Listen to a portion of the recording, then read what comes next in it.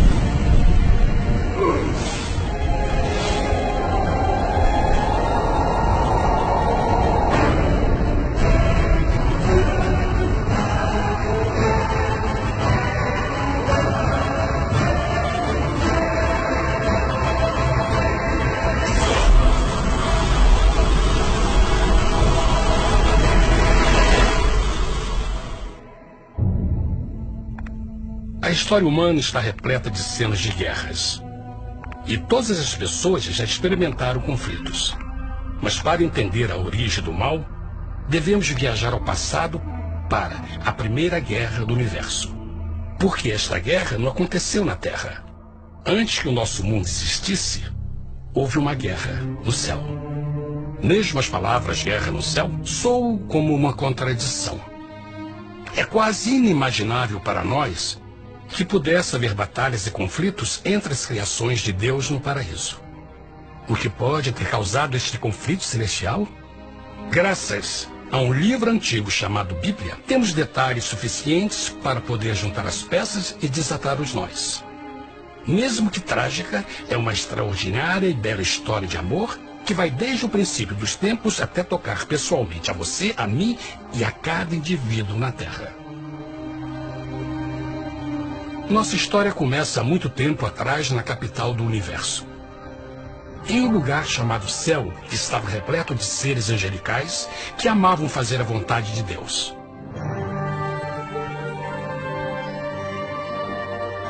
Sob o justo e amoroso governo do Criador, todo o céu desfrutava uma existência de felicidade e perfeita paz. O príncipe supremo do paraíso e comandante dos anjos era o poderoso e amoroso Filho de Deus, mais conhecido com o nome que adotou quando veio à Terra, Jesus. Ele tinha o mesmo propósito e pensamento com Deus, o Pai. O céu, sob o comando compassivo do Pai, Filho e Espírito Santo, provou ser um maravilhoso lugar de paz e alegria.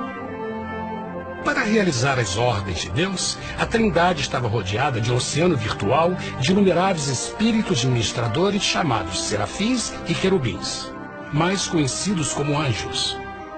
Estas poderosas e inteligentes criaturas descobriram que a felicidade estava em cumprir as ordens do Todo-Poderoso. Mas Deus criou um extraordinário anjo para atuar como líder de toda a multidão celestial. A Bíblia nos diz que seu nome era Lúcifer, que significa portador da luz. Este querubim foi o maior ser criado por Deus e assumia a posição mais próxima do trono de Deus, estando diretamente sob a autoridade de Jesus.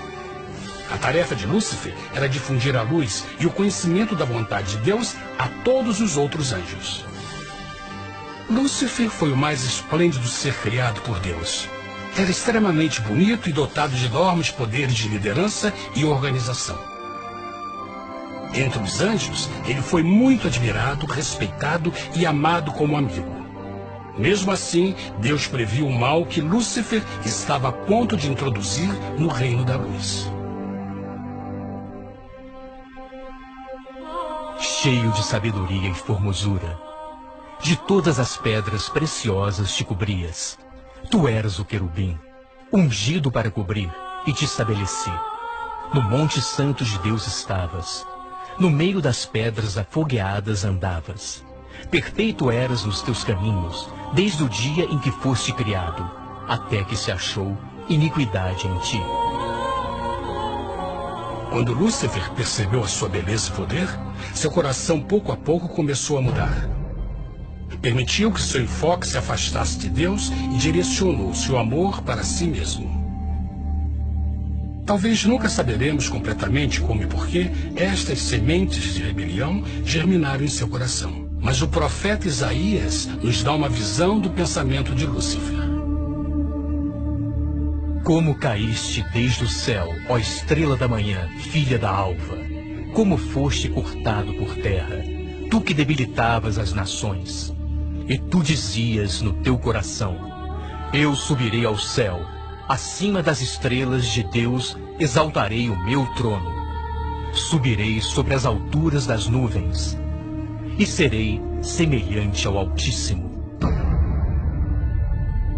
Lúcifer, aos poucos, começou a cobiçar o poder de Deus, mas não sua personalidade. Ao pensar em suas próprias habilidades e belezas extraordinárias, os perversos tentáculos do orgulho e vaidade congelaram sua mente. Este ressentimento e inveja fizeram com que ele violasse a lei sagrada de Deus e se rebelasse contra seu governo. Precisamos fazer uma pausa e esclarecer algo.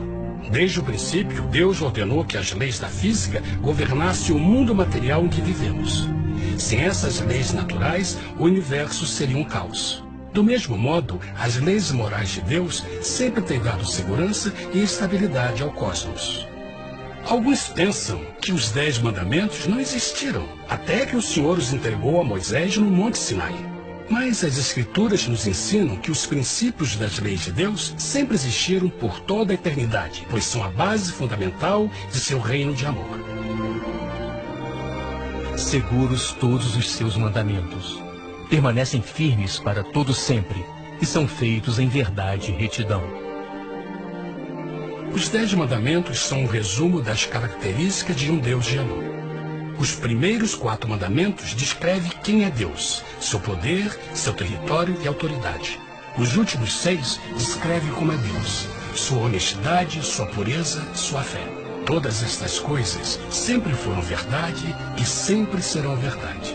Agora, pela primeira vez na história da eternidade, Lúcifer começou a violar esses princípios perfeitos. Lúcifer sabia que se fosse compartilhar o poder e status de Deus, necessitaria de apoio. E deu início ao trabalho. Começou sorrateiramente a circular entre os outros anjos, plantando sementes de dúvida e descontentamento a respeito da liderança de Deus, ao mesmo tempo em que, sutilmente, revelava suas próprias virtudes. Ele insinuou que Deus abusava de seu poder divino e suas leis restringiam a verdadeira liberdade e felicidade de suas criaturas.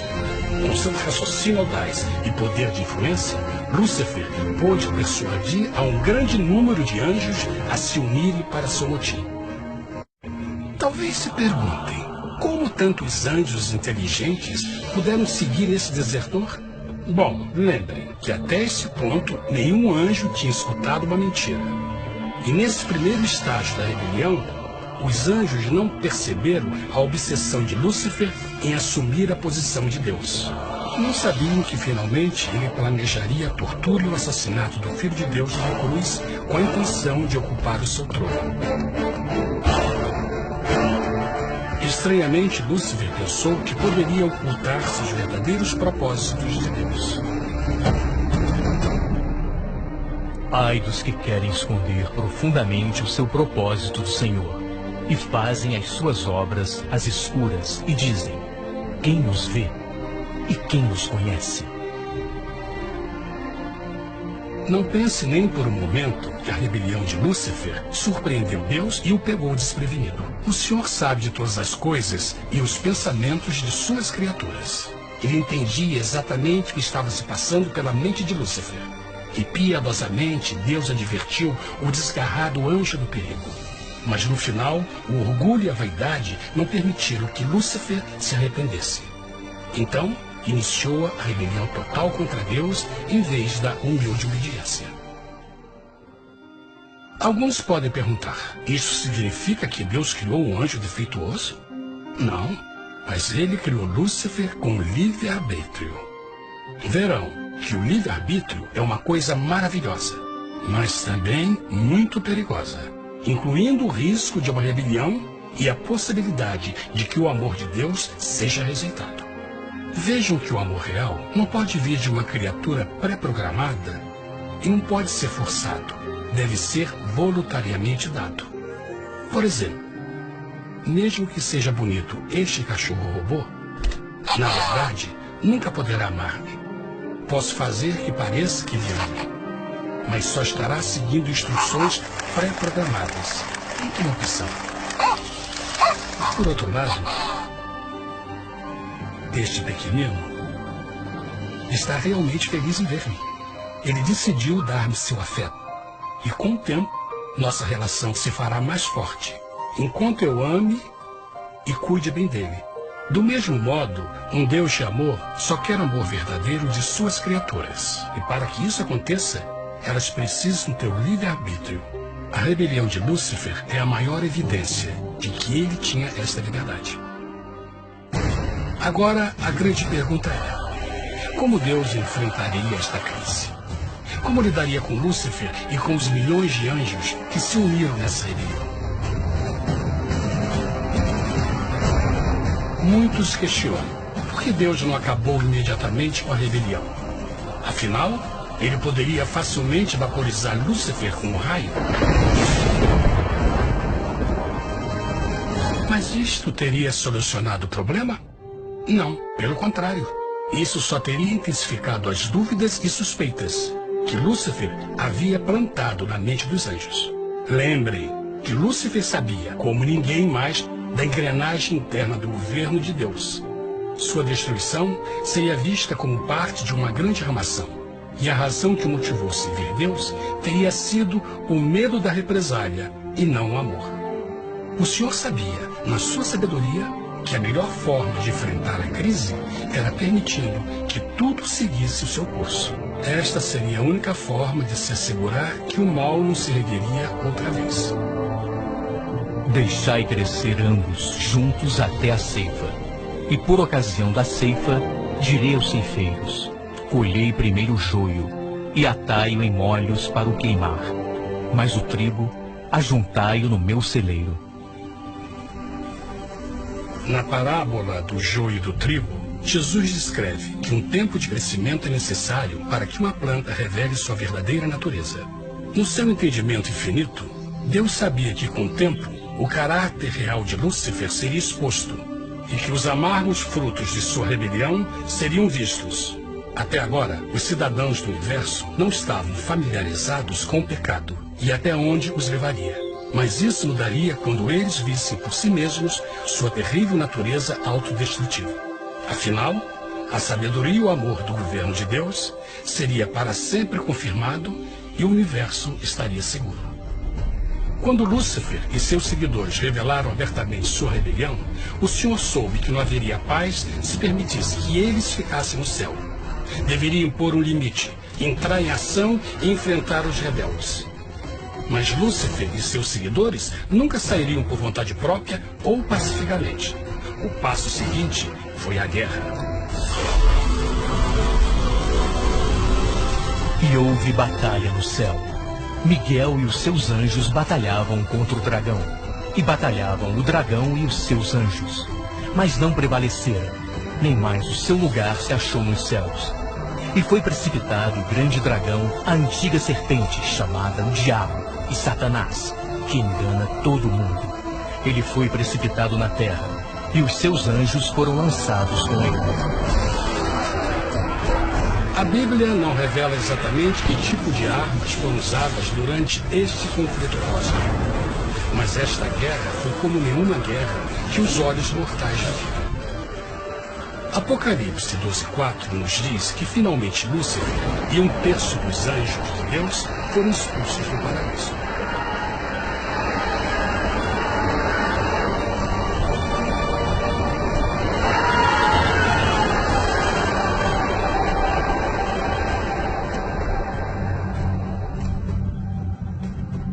Mas e agora? Lúcifer tinha milhões de anjos ao seu lado, mas precisava de um pedaço de chão para continuar sua rebelião. Rápido, muito rápido, o universo começou a entender o quão doloroso e caro o pecado poderia chegar a ser. Mas a guerra não tinha terminado. Apenas começava. Lúcifer, o portador da luz, agora virou Satanás, o adversário.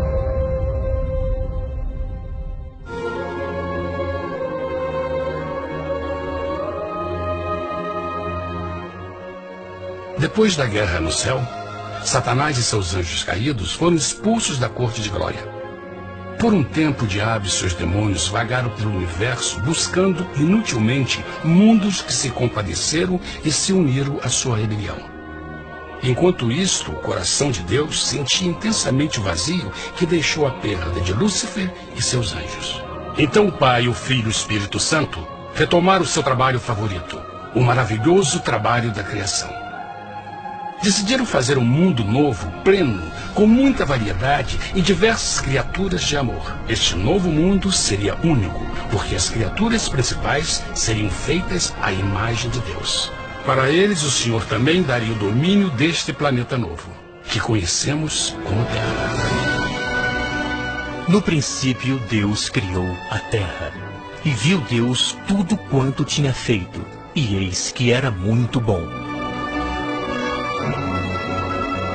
Que imagem maravilhosa! Deus forma um novo mundo, nosso planeta, Terra. E em cada maravilhoso dia da criação, algo novo e espetacular começa a fazer parte da cena. Por exemplo, no terceiro dia, Deus falou e uma linda e exuberante vegetação fez parte da existência. Plantas de todas as cores, formas e tamanhos. No quinto dia, o mundo estava repleto de espantosas e exóticas criaturas, que podiam tanto se elevar aos céus como deslizar pelas águas azuis. E outras podiam fazer as duas coisas. No sexto dia, houve a introdução de um grande número de animais terrestres. Desde o gigante elefante até o pequeno esquilo, cada um encontrou um lugar nesse novo planeta para viver em harmonia com o resto da criação. E também no sexto dia, Deus criou o homem. E disse Deus, façamos o homem à nossa imagem conforme a nossa semelhança. E formou o Senhor Deus o homem do pó da terra, e soprou em suas narinas o fôlego da vida, e o homem foi feito alma vivente. E plantou o Senhor Deus um jardim no Éden, do lado oriental, e pôs ali o homem que tinha formado.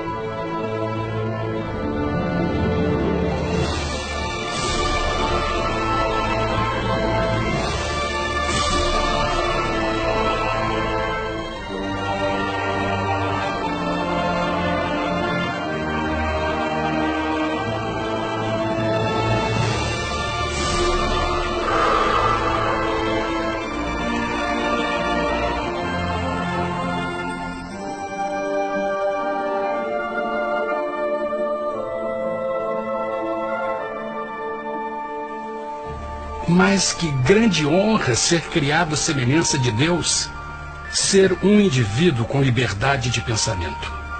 No princípio, o homem não percebia a sua nudez. Provavelmente porque antes do pecado ele estava vestido de glória e luz.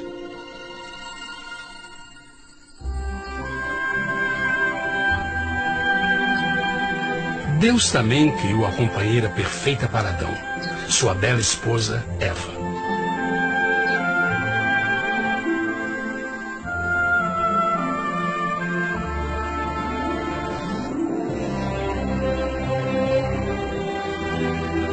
O feliz casal foi colocado em um magnífico jardim perfeitamente projetado para aumentar sua felicidade. Para Adão e Eva e as outras criaturas da terra, também foi dado o privilégio divino de procriar a sua própria imagem.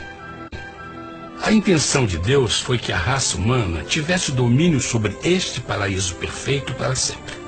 Eternamente felizes e saudáveis, trabalhariam com a flora do jardim de Deus, enquanto desfrutariam o afeto e companhia de todas as criaturas sob seus cuidados. O ambiente que nossos primeiros antepassados experimentaram foi muito diferente do mundo de hoje. As rosas não tinham espinhos, os insetos não mordiam nem picavam, e os leões e as ovelhas brincavam juntos. Mas a grande bênção era os humanos viverem em perfeita harmonia com seu Criador. A cada 7 dias, Adão e Eva descansavam de seu prazeroso trabalho e gozavam de uma comunhão com a visita de seu Criador. Era um mundo esplêndido e maravilhoso. E esse estado de felicidade teria continuado eternamente se nossos primeiros parentes tivessem mostrado fidelidade com uma simples prova. Mas da árvore do conhecimento do bem e do mal, dela não comerás, porque no dia em que dela comeres, certamente morrerás. Visto que o adversário havia contaminado o universo com sua rebelião, o Senhor viu a necessidade de uma simples prova de amor e lealdade.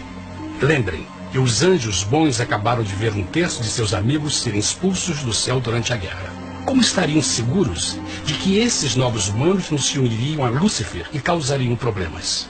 Então o Senhor plantou uma árvore no jardim, uma árvore cujo fruto não deveria ser comido sob pena de morte.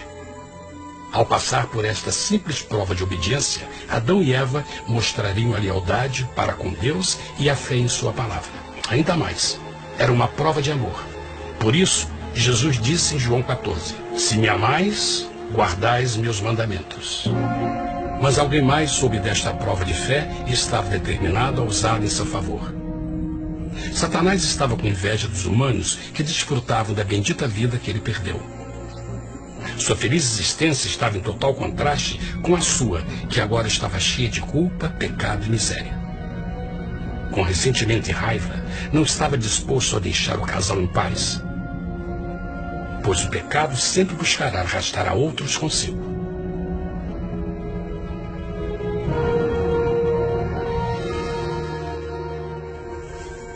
Então um dia, quando Eva estava concentrada em seu agradável trabalho, se viu sozinha e muito perto da árvore proibida.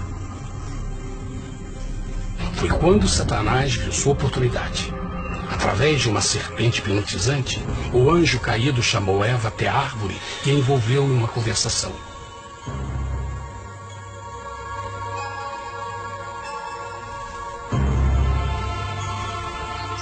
Suas palavras encantadoras foram cuidadosamente calculadas para gerar desconfiança a Deus.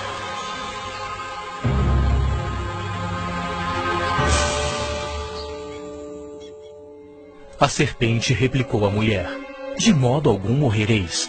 Deus sabe que no dia em que dele comerdes, vossos olhos se abrirão, e sereis como Deus, conhecedores do bem e do mal.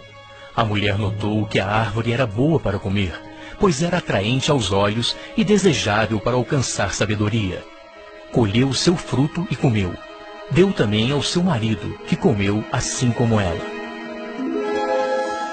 Tragicamente, quando Eva escutou a suave e sedutora voz do tentador, começou a ter certas dúvidas da palavra de Deus. A serpente enganou-o com a promessa de grande poder e sabedoria. Isso chamou sua atenção. Além disso, aparentemente um fruto deu à serpente a habilidade de falar. Que outros poderes poderia dar a ela? E mesmo tendo acabado de conhecer a serpente, ela confiou em sua palavra acima da de Deus, quem a criou, e lhe deu um paraíso para viver. Então Eva comeu o fruto proibido e convenceu seu esposo a fazer o mesmo. Adão poderia ter escolhido ser fiel a Deus, mas colocou seu amor pela esposa acima do seu amor por Deus. Quando os nossos primeiros parentes mostraram lealdade ao inimigo, o domínio da terra foi tomado por Satanás. Não sabeis que, vos oferecendo alguém para lhe obedecer, vos tornais escravos daquele a quem obedeceis? Ninguém pode servir a dois senhores. Este mundo agora seria o último campo de batalha entre o bem e o mal, e o coração de cada homem e mulher seria o prêmio. Adão e Eva não se deram conta desse tempo, mas seu momento de desconfiança e desafio abriria as comportas do sofrimento de milhões de pessoas durante milhares de anos.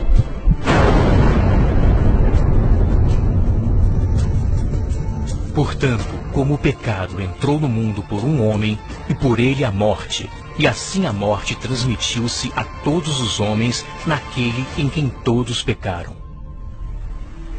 Nossos primeiros parentes logo enfrentaram o terrível resultado de seu pecado. Em estado santo, Adão e Eva resplandeciam com túnicas de glória. Depois de pecarem, suas túnicas naturais de luz se desfizeram e eles ficaram mortificados com a sensação de sua nudez. Vergonha e temor tomaram lugar de sua alegria e paz e trataram de cobrir sua nudez com folhas. Agora eles se encontravam sob constante influência do diabo. Ao ceder à tentação, debilitaram sua natureza. E Satanás ganhou poder sobre a humanidade. As pessoas não podiam resistir às tentações do diabo com sua própria força. Por último, e o mais aterrador, se encontravam vivendo sob a pena de morte iminente. Deus havia advertido que a desobediência traria a morte. Já tinha experimentado a morte espiritual. Quanto tempo passaria para sofrerem a morte física também? Nesse ponto, seu futuro não tinha nada mais que escuridão e desespero. Tendo expulsado o homem, colocou diante do jardim do Éden os querubins com o cintilar da espada flamejante, para guardar o caminho da árvore da vida. Como o pecado provocou a expulsão dos anjos caídos de seu lar celestial, agora pela desobediência, Adão e Eva foram tirados de seu jardim, seu lar no paraíso. Tudo à sua volta estava mudando rapidamente, e a humanidade se encontrou suscetível às dores, doenças e finalmente à morte. Até os animais e plantas estavam infectados pela terrível maldição. Os espinhos e cardos agora pareciam árvores e flores, e os animais que antes eram gentis começaram a se matar e a devorar uns aos outros. O pior resultado foi que o pecado separou a humanidade de Deus. Mas vossas iniquidades cavaram um abismo entre vós e vosso Deus. São vossos pecados que ocultaram de vós sua face, para não vos escutar. Na criação, foram dados a Adão e Eva a honra de falar com os anjos, e até com o Filho de Deus cara a cara. Mas Deus é tão puro e santo que nenhum mal pode existir na sua presença.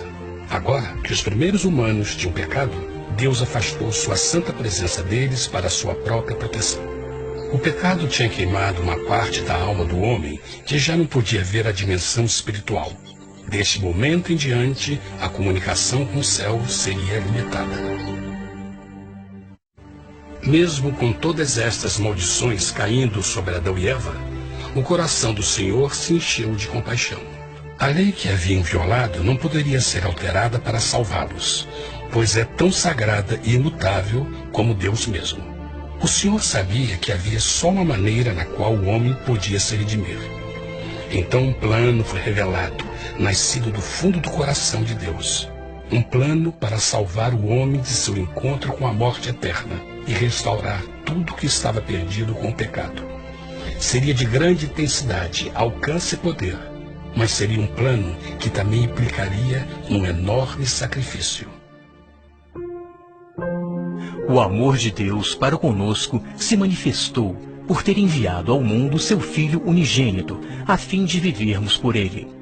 Nisso consiste o amor, não em termos nos amado a Deus, mas em ele nos ter amado e enviado seu Filho para se sacrificar por nossos pecados. As Escrituras claramente ensinam em Romanos 6:23, o custo do pecado é a morte. A lei violada demandava a vida do pecador e só tinha um em todo o universo qualificado como substituto da humanidade. O Criador só podia pagar a dívida de suas criaturas tomando seu lugar. Então Jesus Cristo, o Filho de Deus, concordou em deixar a pureza, glória e segurança do céu. Ele viria para morrer em nome do homem em seu malvado e renegado planeta. Ele nasceria como um inocente e indefeso bebê, suportaria uma vida de dor e vergonha, e mesmo assim viveria uma perfeita e vitoriosa vida. Finalmente, ele teria uma morte humilhante para poder ser o substituto da humanidade caída. Por seu sacrifício, a humanidade incrivelmente receberia uma nova oportunidade de ter a vida eterna. Seu sangue seria o resgate para um mundo raptado por Satanás. Este maravilhoso plano de redenção foi graficamente ilustrado no sistema de sacrifício de animais ordenado por Deus depois da queda do homem. O Senhor tinha avisado Adão e Eva que iriam morrer no dia em que comessem do fruto proibido. E como que permaneceram vivos? A Bíblia nos diz que imediatamente depois do pecado, Deus providenciou roupas na forma de peles de animais. É bom notar que o Apocalipse se refere a Jesus Cristo como a ovelha que foi morta desde o princípio do mundo. Isso indica que uma ovelha foi sacrificada no mesmo dia para prevenir suas mortes imediatas. Pela fé, neste sacrifício, suas mortes foram simbolicamente transferidas deles para a criatura inocente. A ovelha certamente era a representação de Jesus. Assim, um raio de esperança foi dado em uma situação de escuridão e desespero. Através do arrependimento e a fé no sangue do Messias, qualquer humano poderia uma vez mais ser filho de Deus. Mas mesmo com este grande plano para a humanidade, Satanás ainda tinha o domínio da terra. E a vida na terra não estava fácil. No mundo haveis de ter aflição, mas coragem, pois eu venci o mundo. Naturalmente, muitos se perguntam, como um Deus amoroso e poderoso permite dores e sofrimentos no nosso mundo atual? Mas está claro desde o Gênesis que Deus nunca quis que nós tivéssemos o conhecimento da dor dessa vida. Quando o mundo saiu das mãos de Deus, a terra era um maravilhoso paraíso. Foi o pecado de Adão e Eva que deu a Satanás o direito de assumir o controle deste planeta. Devido à sua trágica eleição, o diabo e seus súditos ganharam o poder de tentar e atormentar os humanos, introduzindo a doença, a dor e o sofrimento. Talvez fosse melhor perguntar: por que Satanás não tem o controle total da humanidade? A resposta é Jesus Cristo. Talvez já perceberam que a morte de Jesus na cruz deu a cada um de nós a oportunidade de sermos salvos, mas na verdade fez muito mais do que isso. Quando o Salvador ofereceu sua vida para redimir a terra, esse ato poria restrições ao controle de Satanás sobre a humanidade. Satanás não poderia forçar nossa vontade e seu poder de nos ferir seria limitado. O sacrifício de Cristo também nos trouxe um tempo de prova, durante o qual poderíamos ver a diferença entre o governo de Deus e o de Satanás, e então decidir a quem servir. Finalmente, pelo sacrifício que fez Jesus, o reino de Satanás chegará ao seu final, e um dia a terra será devolvida ao homem mais maravilhosa do que era no princípio. Mesmo Adão e Eva tendo começado suas vidas como exilados do paraíso, ainda tinham esperança.